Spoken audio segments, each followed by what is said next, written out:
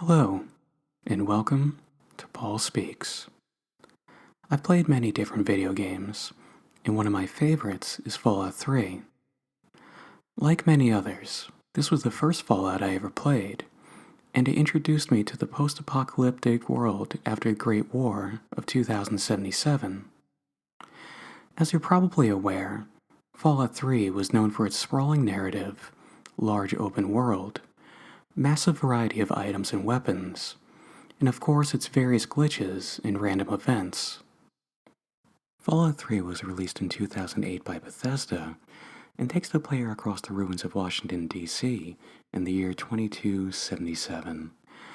You meet up with raiders, super mutants, the villainous Enclave, and all the while you are able to play the game your way. You can decide if you want to use melee weapons, guns, lasers, or your own two fists. You could also be the savior the wasteland desperately needed by helping others, or you could destroy everything in your way and obliterate whole towns. There are many defining aspects of Fallout 3, but in this video, I'm going to discuss the many perks you gain either through leveling up or other means. I'll talk about what the perks do and interject some of my own opinion into which perks I loved and which I felt weren't that useful. I'm by no means an expert at Fallout 3, so don't expect me to build the perfect character. I decided to omit most of the perk requirements. This video is meant to help you relax, not as a Fallout 3 guide.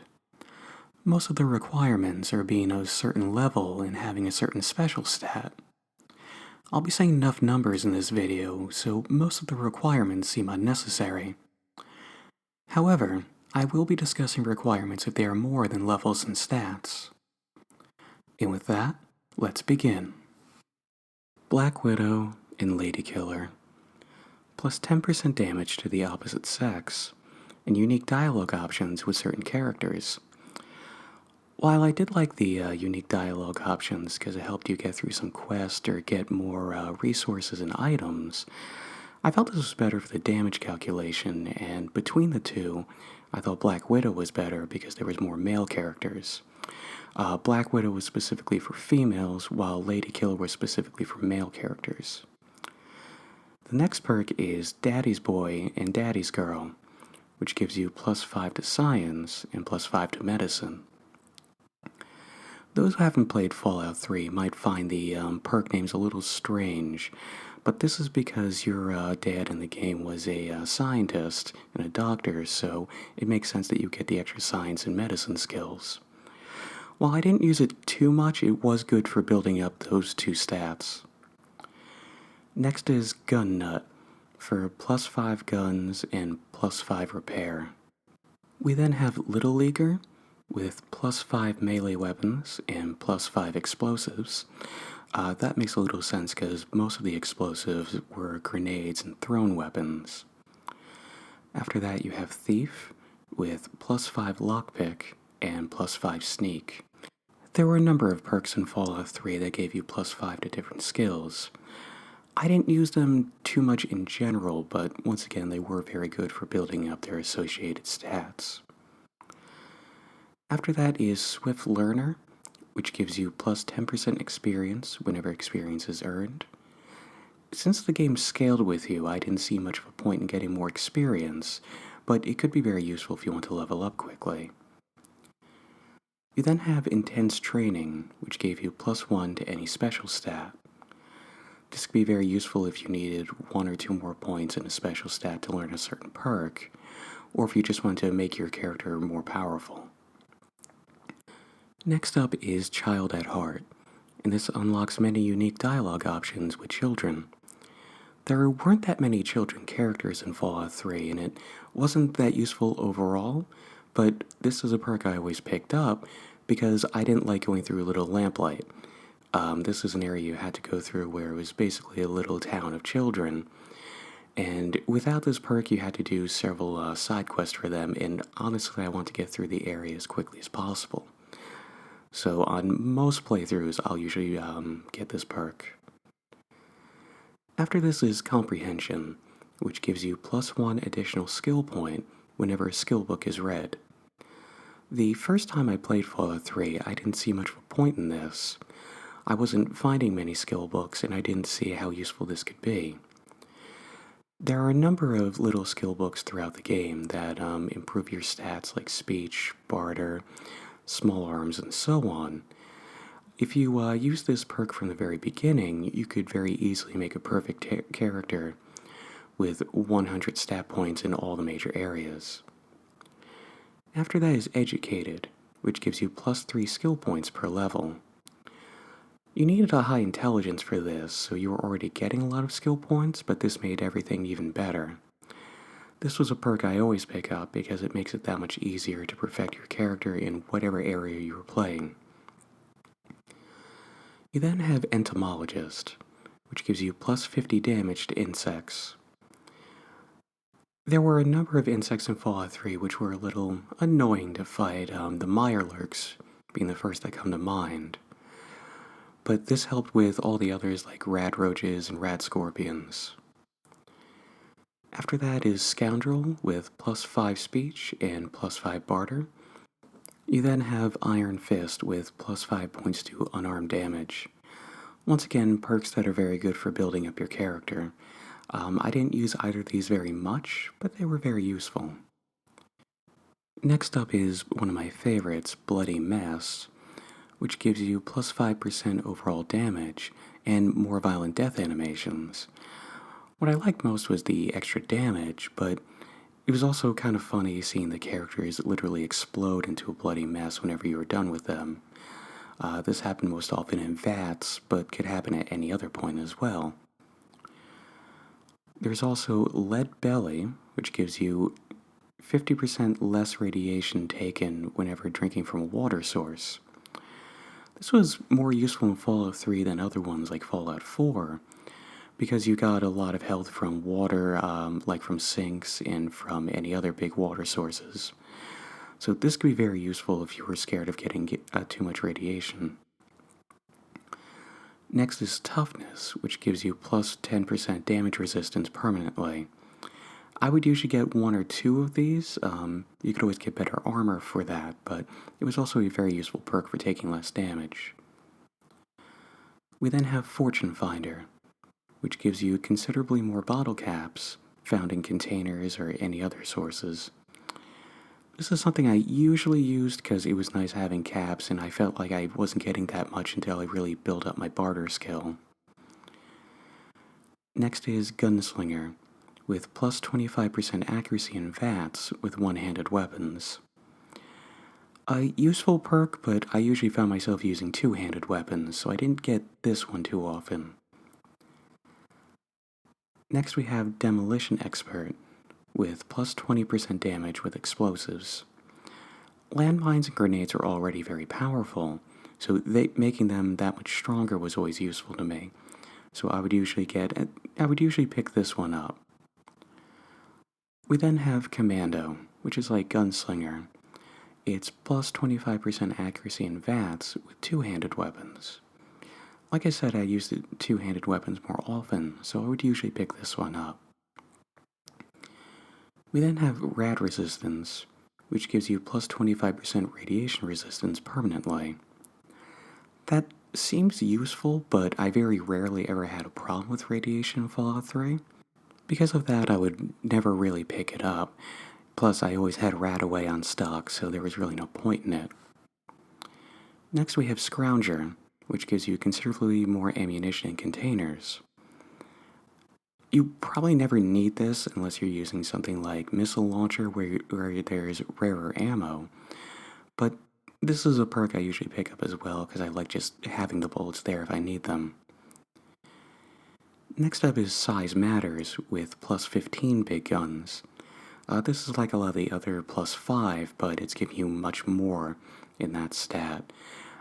Big guns are always useful in some ways, but since the ammunition was rare and didn't get as many weapons that were big guns like miniguns and missile launchers, this is one I pick up if I'm playing that type of character. Next up we have one of my favorite perks, Strongback. This gives you plus 50 carrying weight. For those of you who've played Fallout 3, you know that the whole game is about getting items and weapons, and more often than not, you have a lot that you're carrying, and it can be annoying when you're a little overweight. After that, we have impartial mediation. This gives you plus 30 speech when you have neutral karma. I think speech is one of the most interesting skills in Fallout 3 because it gives you a lot of unique dialogue options and lets you get a lot of interesting weapons. However, I almost never have neutral karma. I'm always either good or evil, so I rarely pick this up. I think I've only done one neutral playthrough. After that, we have Animal Friend, and on the first rank, hostile animals become friendly, and on the second, they come to your aid. I really like this one, especially the second rank, but I don't always use it. Next is Finesse, which gives you plus 5% critical chance, which is always useful, so that's always a good one. And then we have Mr. Sandman. This allows you to instantly kill a sleeping non-player character, and you earn bonus experience on top of that. This is a perk I always think I'm going to get, and I never do. It's useful if you use it in the right areas, like the 10 Penny Tower, but outside of that, I always felt its usefulness was a little limited. After that, we have Mysterious Stranger, and this gives you a chance for the stranger to show up whenever you finish off a target in VATS. This is another useful one that I rarely ever use, but is very useful if you have it. Next is Nerd Rage, which gives you plus 50% damage resistance, and your strength is increased to 10 whenever health is 20% or lower. As the name suggests, this comes when you have a high intelligence special stat. Another useful perk. We then have Night Person, which gives you plus 2 intelligence and plus 2 perception between 6 p.m. and 6 a.m. After that, we have Here and Now, which instantly gives you a level up. When I first played Fallout 3, I got this immediately because I thought it was useful. But the thing is that you don't really gain anything from a level up, aside from being able to pick another perk and all the stat points you can allocate. And also the enemies around you level up as well whenever you do, so it seems useful, but it really wasn't. We then have Pyromaniac, which gives you plus 50% damage with fire-based weapons. Now, there aren't that many fire weapons, but the ones in this game are very useful, and I almost always picked up this perk. My favorite and almost everyone else's would be the Shish Kebab, but there are a lot of other fire-based weapons that were very fun as well. Cannibal allows you to eat corpses, and it restores 25 points of health, and you only lose 1 karma. I would expect you to lose more karma from this, and if anyone else is around you and sees you doing it, they instantly become horrified and run away. I sometimes pick this up because I remember in one of the towns, everyone was a cannibal and you can only talk to them on the same level if you had this perk. But the perk itself wasn't really that useful. Next we have Life Giver, which gives you plus 30 hit points. This is another overall useful perk, not great, but useful as it gave you more health. Next up we have Robotics Expert. This gives you plus 25% damage to robots, and you can shut them down if you can sneak up on them. I've never been great at the sneaking at Fallout 3, but the plus 25% damage was always good. Next you have Sniper, which gives you plus 25% chance to hit the target's head in VATS. I don't think I picked this up on my first or second playthrough, but it's definitely a useful perk. We then have Silent Running, which gives you plus 10 to sneak, and foot speed and armor weight no longer affect sneaking. This is another very useful perk that I don't think I've ever picked up. Much like Mr. Sandman, I just didn't see use in it because usually I build characters for strength, so I had, very powerful guns, especially energy weapons. Those were my favorite overall, but this was definitely a very useful perk. Next we have fast metabolism, which gives you plus 20% HP restored with stim packs. When it comes to Fallout 3, healing was done mostly with either food, which could also be water, or stim packs. Stim packs, in my opinion, were easily the most effective, so I would usually pick this up. Next we have Lawbringer, which allows you to sell fingers to Sonora Cruz. And the opposite of that would be Contract Killer, where you can sell ears to Daniel Littlehorn. Now, these are basically the same perk, but on opposite ends of the coin. Lawbringer was good if you had good karma, because whenever you killed evil characters, you would get a finger off their body and you could sell it. Contract Killer was the opposite, and this was useful if you had evil karma, and you would get an ear whenever you killed a good character. Overall, Lawbringer would be more useful because there's obviously way more evil characters to kill, like any raider that comes at you, but both were useful for some extra caps. We then have Chemist, which allows chems to last twice as long. I never pick this up. I never even use chems unless I just feel like just decimating a town. I felt that the game never really required it, but it's kind of interesting. It allows those effects to last much longer. Cyborg is the next perk, and this is one I usually picked up. It gives plus 10 to energy weapons, plus 10% to radiation resistance, poison resistance, and damage resistance. So overall very good, and like I said before, energy weapons were usually my favorite. Another useful perk that I rarely got was Light Step, and this means that floor traps and mines will not be set off. I almost always saw the traps and mines, so I rarely had a problem with that, but again, an overall useful perk. Master Trader is a perk that makes all items cost 25% less. There's not much to say about it. It's a useful perk, so I would always pick it up. Next we have Adamantium Skeleton, and damage taken by limbs is reduced by 50%. That's probably a useful perk. I don't think I've ever used it because stim packs always seem to heal limbs as they were damaged, so I never really needed it. Next we have Tag, which gives you a 4th tag skill. This gives you plus 15 points to any skill that you want. For those that don't know, in most of the Fallouts, when you begin, you get 3 tag skills, and these are skills you could immediately add 15 points to, so it was easier to max those out. So, very useful perk if you needed the extra points. We then have Better Criticals, which is plus 50% damage with critical hits. Not much to say about that, very helpful. Then have Action Boy or Action Girl. This perk gave you plus 25 action points. Action points were used whenever you went into VATS, and it lets you, depending on what weapon you're using, do 1 or 2 more attacks usually. We then have Chem Resistant, which is half as likely to get addicted. As I said before, I didn't really use chems in Fallout 3, so I never used this, but if you did, it was obviously very useful. We next have Infiltrator, which allows you to pick a broken lock with 1 more bobby pin. I was always very careful with lockpicking. I liked that minigame where you were able to move the bobby pin around and get it just right. So I never forced them, and I don't think I've ever broken any lock, so I never picked this up. Next we have Computer Whiz, which is very similar to Infiltrator. It allows you to hack a lockdown computer with 4 more chances. Unlike lockpicking, which, as I said, I loved, I hated the hacking minigame. I would usually max out hacking anyway, because it lets you get some good things.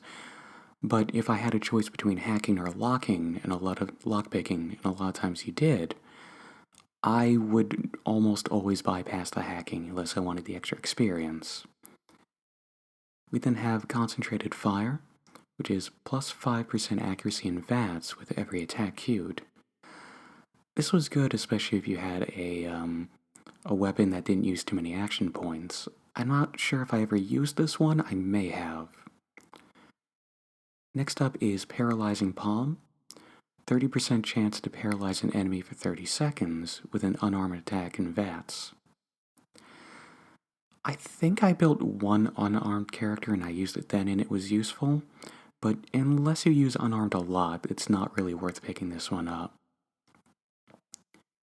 We then have solar powered, which is plus 2 strength and 1 HP for every 10 seconds while outside, from 6 AM to 6 PM. I don't think I ever used this perk, I could be wrong. Next we have Ninja, which is plus 15% critical chance with melee and unarmed weapons, and plus 25% damage with sneak attack criticals. I didn't do much sneak attacking because again I was basically running and gunning, which may not be the right way to play Fallout 3, but if that's how you played your character, Ninja would definitely be useful. One that I always picked up though was Grim Reaper's Sprint, and every time you made a kill in VATS, this restored all your AP immediately. As I said before, action points or AP is what you needed to use VATS, and if you use that a lot, this was a great way to decimate a bunch of different enemies. And the last regular perk we have is Explorer, and this makes all locations marked on your map. When I first played through, I was actually excited to get this one, because Fallout 3 was one of the first open world games I played, and I used that to help me visit all the other different places. Next up we have the special perks, and these are perks you can only get by special actions or interactions with other characters or throughout the game, so I'm going to talk a little more about the requirements for these. Next up we have Dream Crusher, which can be done anytime during the Wasteland Survival Guide quest. Now, Wasteland Survival Guide was a fairly long quest, but it was very useful at the beginning of the game. It showed you a bunch of the nearby towns and got you a lot of supplies as well if you went through the whole thing. Plus, if you finished it, you got some pretty good stat boost as well. This perk requires a few speech checks, but if you're able to successfully get through it, you talk Moira out of ever making the Wasteland Survival Guide, which is her dream because she wants to help everyone else along the wasteland. There are certain benefits to having this perk. What it does is it reduces an enemy's chance to critically hit you by 50%. You get a 30% discount at Craterside Supply, which is where Moira Brown is, and her repair skill goes up by 30. I did this once and felt awful about it because basically you're telling Moira to not follow her dreams, and from here on out she has a permanent scowl and she sounds disinterested in everything. So it made me feel terrible to go through it. Plus I like the Wasteland Survival Guide quest, so I usually follow it through the whole way. However, if you don't mind being a monster, this is a good perk to use because reducing critical hits by 50% and all the other benefits might be worth it to you. Next up we have Hemotophage, which is in the Blood Ties quest with Vance.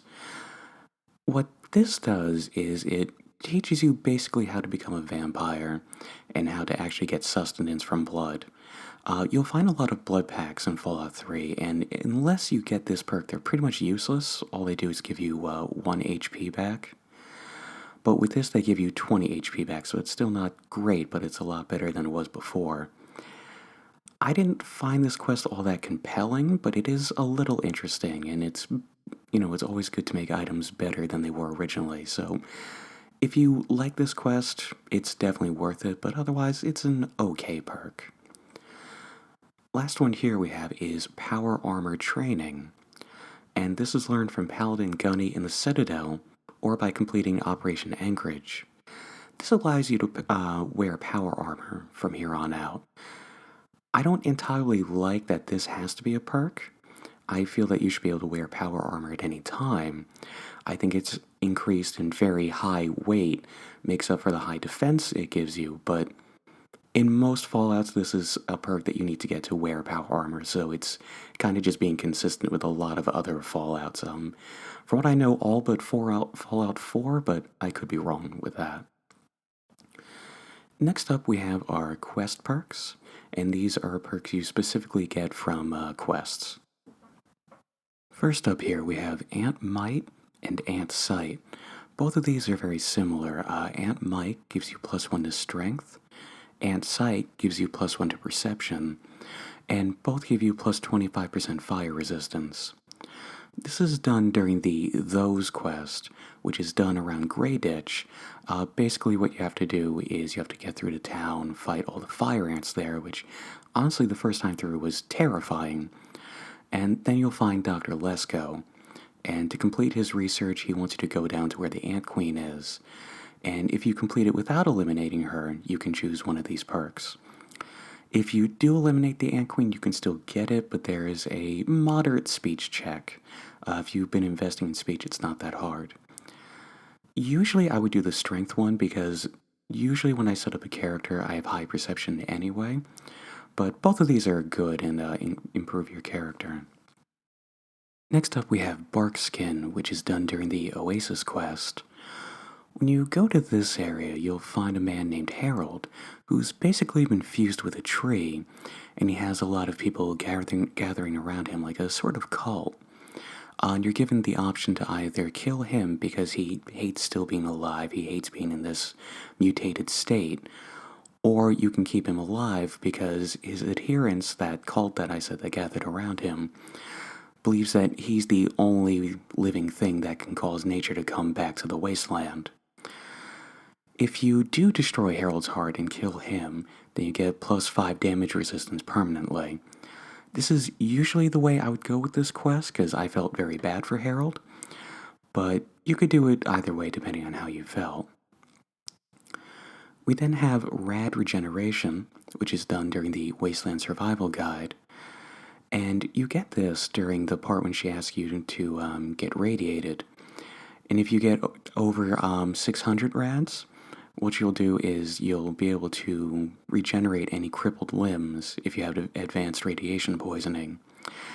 I usually got this just because it was fun to get that high of a radiation level, and you could do it easily by drinking the water around the atomic bomb that was in Megaton. But I don't know if this ever really helped me because radiation poisoning very rarely was an issue when I played through Fallout 3. When you finish Wasteland Survival Guide, you'll then get Survival Expert, and this can also go under Junior Survivor or Survival Guru depending on how well you did. Throughout this quest line, you're given optional side quests like, again, getting 600 plus rads, being extensively damaged, collecting enough landmines and going far enough into a town, things like that. And depending on how many of those optional quests you complete, you'll either get a lower or better ranked Survival Expert perk. What you get regardless is a 6% bonus to poison resistance and radiation resistance, and you'll also get increases to your critical chance, additional damage resistance, additional HP, and you'll also get points towards your medicine, science, sneak, or speech skills. Also throughout this quest, you're given several unique dialogue options based on your skills, like again, medicine or science, and if you pick those, they'll give you bonuses as well. Once again, I would usually pick this one up because I didn't want to do Dream Crusher, because I hated destroying Moira and making her feel terrible, and I really like the Wasteland Survival Guide quest in total. The last one we have are Wired Reflexes, and this is done through the Replicated Man quest. At this point, it's been hinted at throughout the game that there is a android going around, and there is a man here named Dr. Zimmer who tells you that there is one here, and if you find who it is and you report them to Dr. Zimmer, you get a 10% accuracy boost to VATS. Once again, in line with my usually good karma style of playing, I would rarely do this. I didn't want to turn in an android who just wanted to be his own person, but the 10% boost is very helpful, especially if you use VATS a lot. The next perks I'll be talking about are the ones all available in the add-ons. The DLCs, a lot of them were pretty good, some were alright, but these perks were fairly interesting here and there. All of the following ones come from the Broken Steel DLC, which was the largest and overall the most comprehensive DLC of Fallout 3. It increased the level cap, and it let you go beyond the main story to do even more quests. So really, if you were to buy any DLC, this is definitely the one to get. First up, we have Deep Sleep, and sleeping in any bed gives the well-rested effect, which increases your experience by 10% for 8 hours. This is a very useful perk because having extra experience is always great, especially for so little an investment. So if you didn't have anything else to get at that time, this was definitely a useful perk. Next we have Puppies. If dog meat dies, a puppy will spawn outside Vault 101. I am surprised you needed a DLC for this, but I'm very happy they added this perk. Dog meat is one of the many companions you can get. Dog meat would help with killing off enemies, with finding items. It was overall very useful. So if dog meat ever died, you would get a new puppy, and they'd usually be stronger than dog meat as well. So if you had dog meat as a companion, you definitely wanted this perk.